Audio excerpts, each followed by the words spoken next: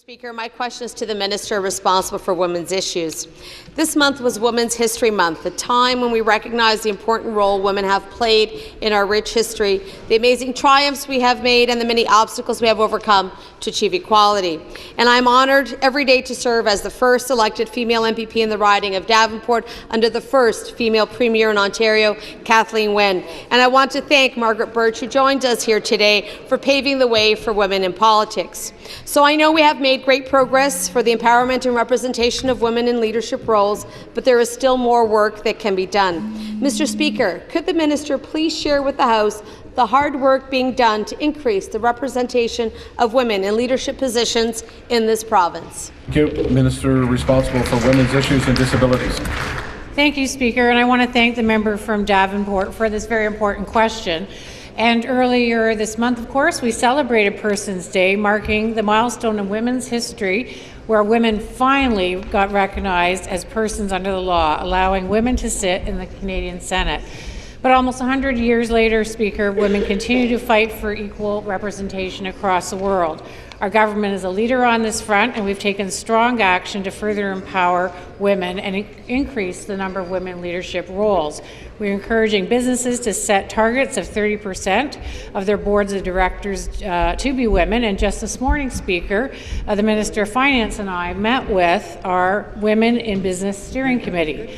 And we've set a clear target of 40% of women on all provincial agencies and public entities by 2019. Answer. Our Premier, of course, is leading by example by naming her cabinet of 40% women earlier this year. Increasing the number of women in boards and senior management positions is good for the economy, Speaker. Supplementary. Thank you.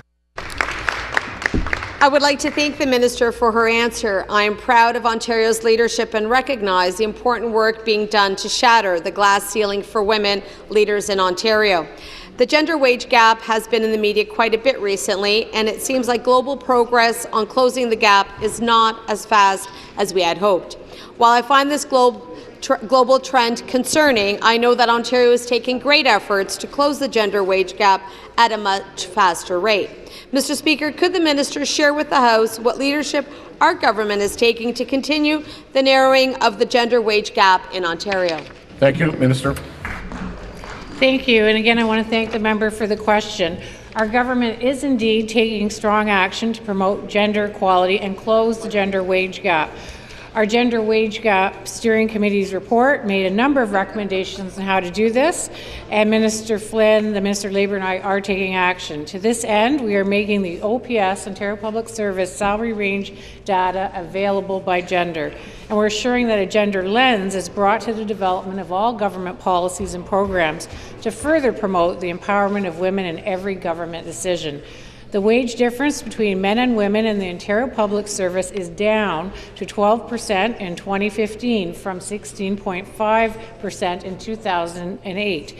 While this shows there's still much more work to be done, it also shows the work we are doing is making a difference, and we're moving forward to an Ontario where women and men are paid equally. Thank you, Speaker.